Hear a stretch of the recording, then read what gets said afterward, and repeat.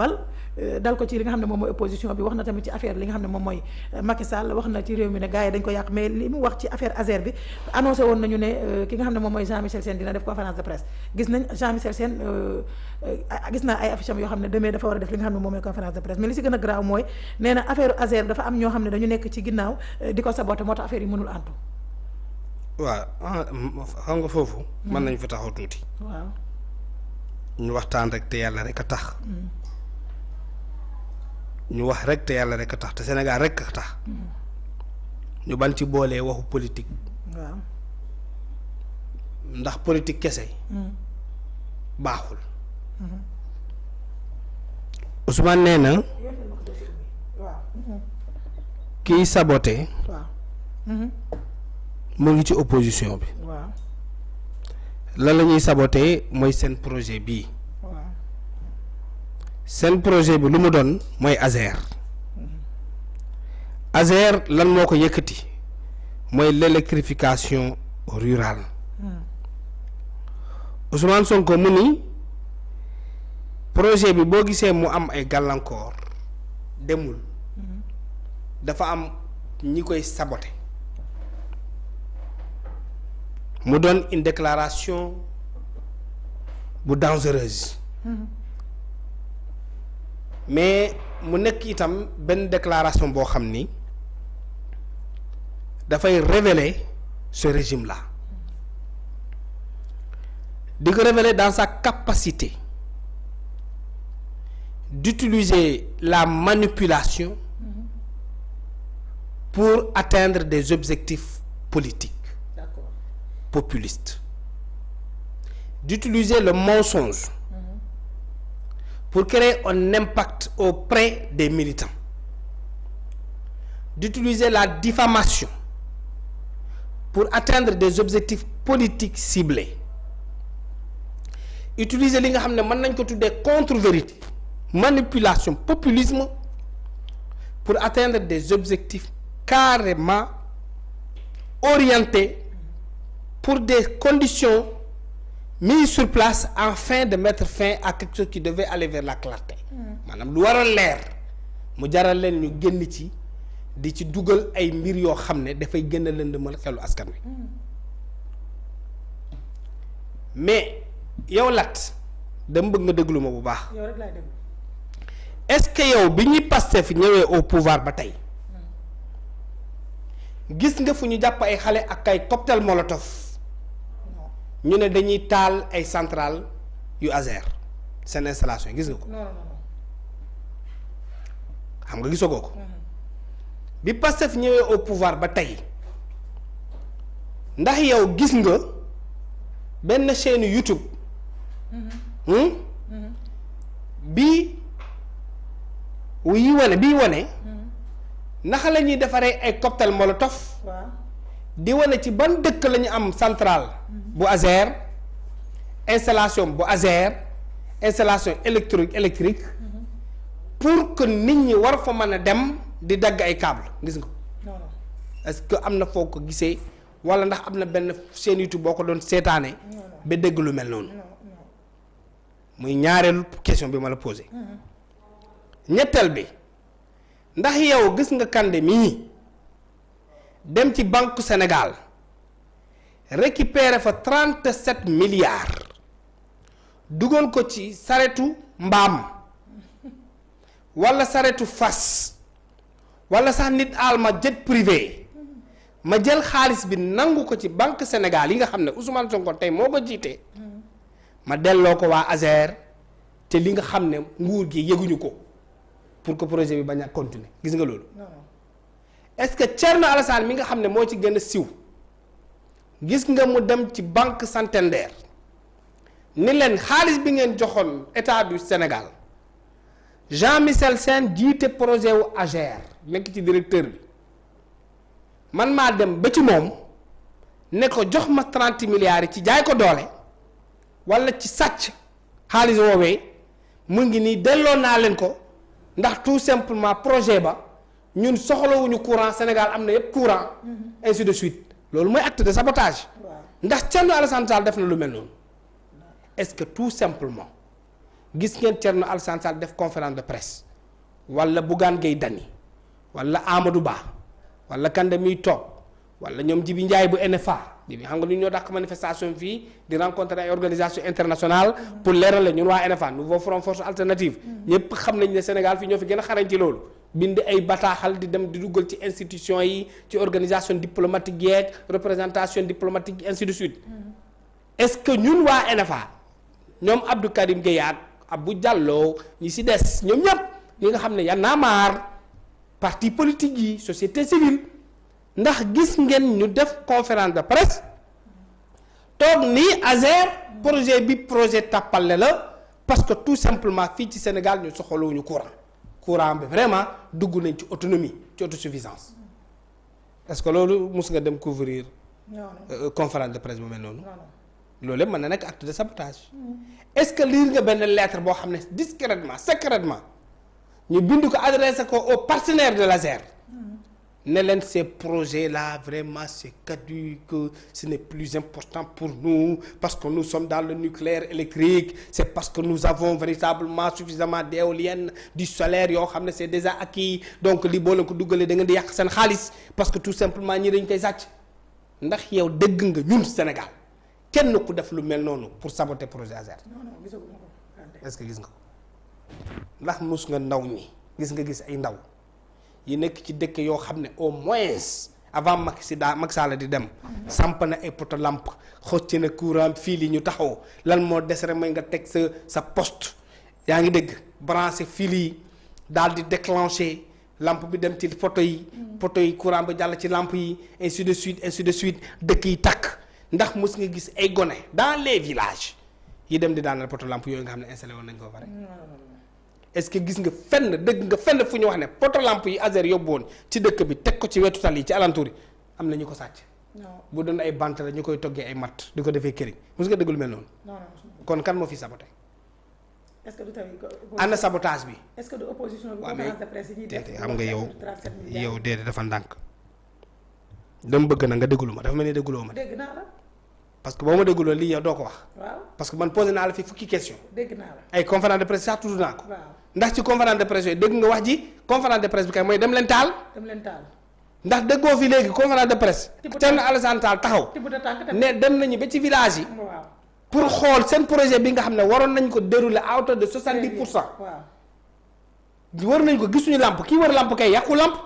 sabotewul daa bëgg ngeen liggéey lampe yi taxaw. dafa leen teg pression pour rek ngeen liggéey kooku sabotewul ndax li ma fi posé yëpp kon yow foo fi gisee action de sabotage.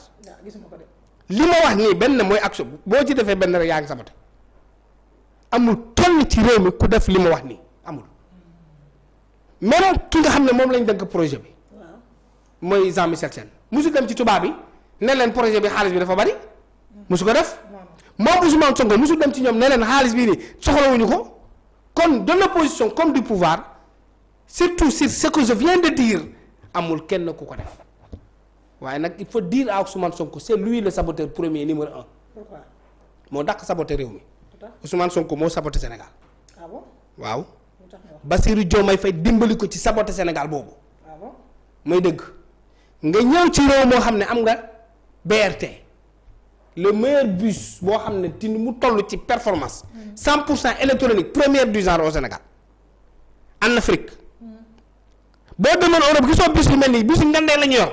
yi xewi nga ñëw bus boobu tey amoo lenn loo ci yokk am mosoo ci jël discours d'amélioration de performance pour fi nga xam ne yem na fa géejawaay nga wax tey ñu werante tey ndax war na mën a dem Kaolack war a waru mën a dem Kaolack def ko loolu mooy sabotage parce que on avait déjà entrepris un élan de l'émergence loolu mooy sabotage mooy terre bii nga xam ne fekk nga ko fi nga doon ko critiquer doon wax ne baaxul c'est inopérant c'est improductif mooy yooyu yëpp Ousmane Sonko moo ko doon wax xaalis bu ñu ci dugal dafa bari tollooguñu foofu am na ay priorité feneen tey nga ñëw priorité yooyu nga xam ne yaa ko doon wax priorité yooyu amul benn boo teg ci table bi buy wane ne on peut avoir mieux que cette terre là loolu mooy sabotage xam nga lan mooy sabotage madame waaw mooy nga fekk fi PUDC dolli woo ci dërëm fekk fi Puma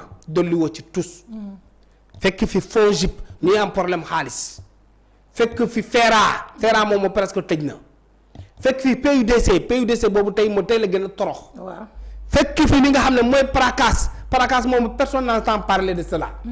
fekk fi 3FPT formation état formé la. waaw lebal la xaalis employé la l'état employeur. loolu yëpp c'est bloqué loolu mooy sabotage madame Ousmane Sonko loolu la war a wax. fekk fi une diplomatie solide une diplomatie rigoureuse. une diplomatie de développement.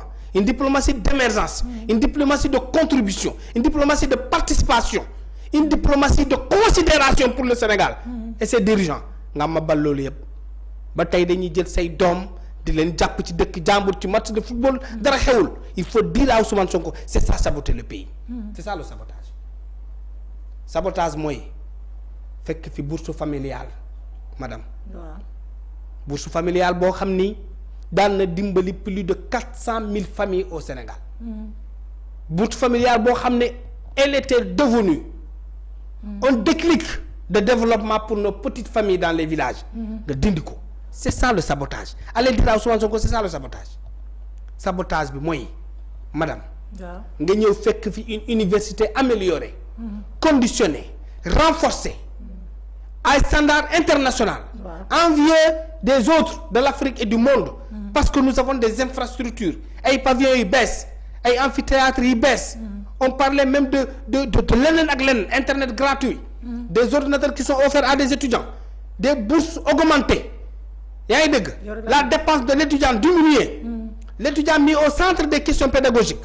intéressé maintenant à l'enseignement supérieur nga ñëw dugg université ci lu dul dëgg yóbbu fa ay police ñuy dóor di saccager di yàq bay taal alalu étudiants yi di ko dóor di ko toj fayoo bourse au 21e siècle où on avait amené l'université sénégalaise il faut dire à Ousmane Sonko c'est ça saboter il faut dire à Bassirou Diomaye Faye qui ne dit rien sur les déclarations de Ousmane Sonko c'est vous qui sabotez ce pays c'est ça la vérité. D'accord. On avait réglé quasiment la question casamançaise. 2 ans avant le départ de Macky Sall personne n'entendait presque des attaques en Casamance. Aujourd'hui attaques yi gënu neex. gënu bari. On ne perd pas des militaires. 2 ans 3 ans avant le départ de Macky. On n'entendait presque plus des attaques rebelles en Casamance. Question qui était quasiment réglée. Aujourd'hui ça ressurgit. Il faut dire à Ousmane et à Bassirou Diomaye Faye c'est ça saboter le Sénégal on n'a pas besoin de cela. D'accord. Dire à Ousmane Sonko que des enseignants yoo xam ne dañoo yokkoon seen salaire. améliorer leurs conditions de vie leurs revenus et leurs recettes. La condition de l'enseignant a été valorisée. tey ngay ponctionner sans raison des enseignants parfois qui n'ont jamais été en mouvement de grève. Dites à Ousmane Sonko c'est ça saboter c'est le sabotage dont est victime le Sénégal. Dire à Ousmane Sonko que ça fait on est en 2e jour de grève des transporteurs. Parce que tout simplement état mu ngi seetaan. fonctionnaire buy def transport nga wàcc sa bureau ministère Diamniadio di ñibbi di yóbbaale ay nit di leen fayeeku téeméer 1000 francs pour mën a fay otage mu tudd péage c'est ça le sabotage. Sénégal fii ñaari permis moo fi am. ñaari permis licence. permis dawal. licence day ñaay ak licence urbain. licence day ñaay da ngay jóge foo mënta jóge ci biir Dakar doo romb buntu Pikine te ñi waroon ñem buntu Pikine ñu ngi dawar ba centre ville ba buntu palais. c'est ça le sabotage monsieur le ministre. ñi dawal war a daw yeru Dakar jóge Dakar war a romb buntu Pikine. di dem ba Tëngéej di dem ba Thiès l'état di xool il faut dire à notre premier ministre c'est ça saboter. ay particuliers di def transport war gaynde yi di bëgg a rey nit ñi ci dëkk bi. Cheikh Chérif yi di accident tous les jours l'État est incapable de trouver des réformes nécessaires une rigueur d'État pour canaliser cadrer organiser accompagner structurer moderniser s'il le faut le secteur du transport incapable de le faire gars yaa ngi nii di grève kenn tudd leen. Il faut dire à Ousmane Sonko et à Bassirou Diomaye Faye à tous les sbires et tous ces gens qui les accompagnent c'est ça saboter loolu moom laay fàttali. Dire à Ousmane Sonko aujourd'hui personne ne devait parler de problème de transport parce que le Sénégal avait entrepris un élan extraordinaire que même les Européens nous enviaient en termes de transport. Autoroute à péage il a Touba il a Kaolack tali yi di gars yi di gas fu ne. Macky Sall di renforcer les aéroports départementaux andi Sénégal dem dikk on avait entrepris engagé démarré l'Afrique dem dikk. est-ce que xam nga ne ba léegi Dakar dem mu ngi dem Gambie. ñu dem Gambie dama koy romb. ça devait yaa ngi koy gis. ça devait en Guinée-Bissau. au Mali en Afrique en Côte d'Ivoire. tam dem ba di génn la sous-région ouest africaine. Magali naa Porokhane mais c'est Porokhane c'est en Afrique. waaw mais ça c'est le Sénégal dem dikk. foofu lañ jógee. voilà di ñëw y avait les Afrique y a Sénégal dem dikk.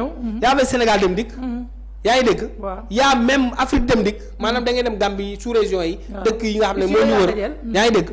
foofu le transport Sénégal tollu woon. que Macky Sall jëlee woon na yow mii monsieur le ministre dëkk Ziguinchor le billet de l'avion était passé de 175 000 à 70 000 francs CFA. d'accord tey loolu quasi impossible pour nga dund ko. on devait parler d'amélioration de notre flotte. pour les avions là Air Sénégal Transair. loolu yëpp ça s'écroule et on va nous dire que y a des gens de l'opposition yoo xam ne ñooy saboter un projet boo xam ne jox nañu leen ci avance 37 milliards waa Santander banque ba ak toutes les autres entreprises affiliées taxaw nañ ne leen dootuñu leen jox xaalis parce que loolu ñu jot a dugal xamuñu fu mu dugg mënoo leen ko justifier c'est ça saboter c'est quoi enfin il faut dire à Ousmane Sonko qu'il n'y avait jamais eu de dette cachée au Sénégal et il s'entête à dire qu'il existe une dette cachée cette dette cachée là moo ñu waral musiba économique bi nga xam ne moom la ñuy traverser des notations qui s'égringolent qui chutent comme des boules de neige Sénégal n'a aucune crédibilité on ne peut même pas emprunter en Europe et dans les pays de l'OCDE il faut que nga jaar ci par beneen dëkk tu es obligé d'aller voir ce qu'on appelle ces fonds noirs là à cet instant tuddee ko rappeler keroog le vrai nom les fonds vautours aujourd'hui on peut les appeler même les fonds vampires tu es obligé de faire recours à cela.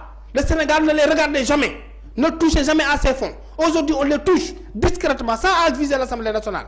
Il faut dire à Ousmane Sonko, c'est ça le sabotage. Loolu mooy dëgg personne ne le sabote. C'est leur incompétence, leur insouciance. Loolu mooy saboter le Sénégal. Et on doit se lever pour les arrêter. Autant que Ousmane Sonko est prêt à arrêter ces gens-là qui disent saboter l'ASER. loolu mooy est-ce que opposition bi nekk ñu tam di ko toppandoo parce que gis nañ bu mu nekkee ci opposition bi nii la daan def de nii Jean Michel nii Thierno Alassane Sall def joxe ay information ci li nga xam ne moom mooy ASER bi moom yu mel noonu la doon def kon xanaa moom ñoom ci moom lañ jàngee sabotage bi. xaw ma de man de gisuma kenn ku saboté ku dul Ousmane Sonko xaw ma na fu mu ko jàng. kaka da yëg nga ne dañu Sénégal da doon leb 200 milliards ñu lebal ñu 304 virgule